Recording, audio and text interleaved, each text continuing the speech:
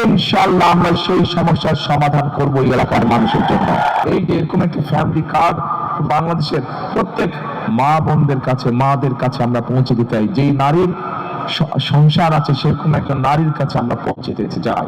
বাংলাদেশের কৃষকদের আমরা একটি কৃষি কার্ড দিতে চাই। আমি গতকাল চিন্তা করছিলাম যে এই এলাকার মানুষের মূল সমস্যা কি কি, ভাষান্তরিক বাসের মূল সমস্যা কি কি আমি আমার মতন করে জেনেছি, কিন্তু আজকে আমি আপনাদের কাছ থেকে সরাসরি জানতে চেয়েছি এবং আপনাদের মাঝে থেকে কিছু মানুষকে আমি জিজ্ঞেস করেছি কি এলাকার সমস্যা।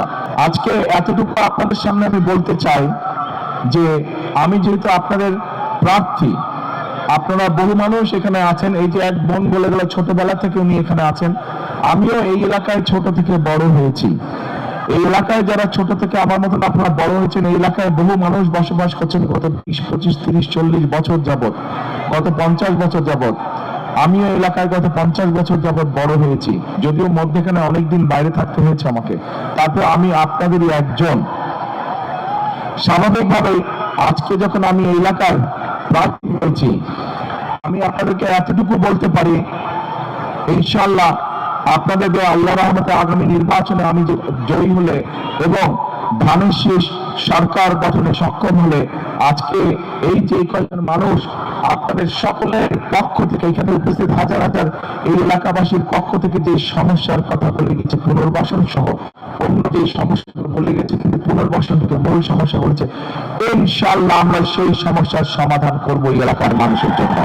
আপনাদের এলাকাবাসী হিসাবে, আপনাদের এলাকার সন্তান হিসাবে এইটুকু ওয়াদা আপনাদের কাছে আমি করে গেলাম। আজকে এখানে এই মাত্র এক বোন বলে গেল যে তার সাথে কি হয়েছে বিগত দিনে, অতীতে অত যেতে চাই না। আমরা দেখেছি গত 15-16 বছর কি হয়েছে দেশে। গত 2024-এর 5ই আগস্ট দেশে একটি পরিবর্তন হয়েছে। আমি মনে করি বাংলাদেশের মানুষ, শুধু আজ এই জনসভায় যে হাজার হাজার মানুষ আপনারা উপস্থিত আছেন, শুধু এই মানুষগুলোই নয়, সমগ্র বাংলাদেশের মানুষ একটি পরিবর্তন চায়, ভালো পরিবর্তন চায়। ঠিক বলেছি? জি, পরিবর্তন চায়। কি পরিবর্তন চায়? পরিবর্তন চায় যে মানুষের সমস্যার যাতে সমাধান হোক, মানুষের চলাফেরা, মানুষের নিরাপত্তা, দেশে যাতে সুশাসন প্রতিষ্ঠিত হোক, দেশের শিক্ষার্থীরা যারা শিক্ষার সুযোগ পায়, দেশের বেকার কর্ম যারা তরুণ আছে, যুবক আছে, যারা তরুণ সমাজের, যুব সমাজের সদস্য যারা ছেলে হোক মেয়ে হোক, বহু লক্ষ লক্ষ এরকম আছে যারা কর্মহীন অবস্থায় আছে।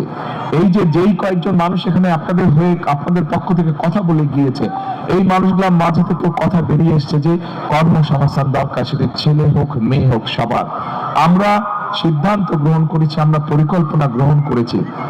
আমাদের দেশের বহু মানুষ বিদেশে প্রতি বছর কর্মসংস্থানের জন্য যায়, কিন্তু এই মানুষগুলো দক্ষ শ্রমিক হিসেবে চায় না। আমরা চাই বাংলাদেশের লক্ষ লক্ষ যে তরুণ সমাজের সদস্য আছে, নারী হোক পুরুষ হোক, তাদেরকে বিভিন্ন রকম ট্রেনিং দিব, তাদের পড়ালেখা শেষ হোক বা শেষ হওয়ার আগে, যাতে দেশের ভিতরেই ব্যবসা বাণিজ্য হোক অথবা দেশের বাইরে হোক, তারা যাতে কর্মসংস্থানের ব্যবস্থা করতে পারে, যাতে স্বাবলম্বী হয়ে দাঁড়াতে পারে। প্রিয় ভাই বোনরা, এখানে ফ্যামিলি কার্ডের কথা বলে গিয়েছে এক বোন। ফ্যামিলি কার্ডের বিষয়ে আমি আর বিস্তারিত গেলাম না। ফ্যামিলি কার্ড, এই যে এরকম একটা ফ্যামিলি কার্ড বাংলাদেশের প্রত্যেক মা বোনদের কাছে, মাদের কাছে আমরা পৌঁছে দিতে চাই। যেই নারীর সংসার আছে সেরকম একটা নারীর কাছে আমরা পৌঁছে দিতে চাই। আমরা একই সাথে এখানে বহু মানুষ আছেন, এই যে জুয়েল আসছিল, বোধহয় ভ্যান চালক, এরকম জুয়েলের মতন অনেক মানুষ আছে যাদের কিন্তু দেশ গ্রামে, আপনারা যারা এখানে উপস্থিত আছেন, দেশ গ্রামে জমি জমা আছে, চাষবাস কৃষির সাথে আপনারা জড়িত। হয় আপনারা নিজেরা কৃষি কাজ করেন অথবা কাউকে দিয়ে দিয়েছেন জমি বর্গা। অর্থাৎ বাংলাদেশের কৃষকদের আমরা একটি কৃষি কার্ড দিতে চাই, যেটার মাধ্যমে তারা সহজে কৃষি ঋণ পাবে, কৃষি ইন্স্যুরেন্স থাকবে, কৃষির বিভিন্ন সার বীজ বিভিন্ন বিষয় তারা পাবে।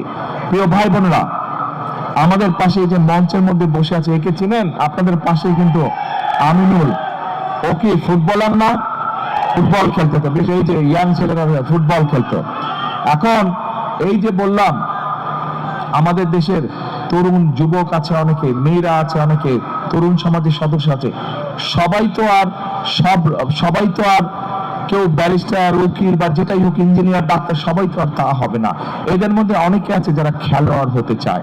আমরা দেশের ক্রীড়া ব্যবস্থাটাকে এমন ভাবে ঢেলে সাজাতে চাই যাতে আমাদের দেশের ছেলেমেয়েরা প্রফেশনাল খেলোয়াড় হতে পারে, ছেলে হোক মেয়ে হোক, তারা যাতে প্রফেশনাল খেলোয়াড় হতে পারে, খেলা ক্রীড়া দিয়ে যাতে জীবিকা অর্জন করতে পারে, সেই প্রতিভাগুলোকে আমরা বের করে নিয়ে আসতে চাই।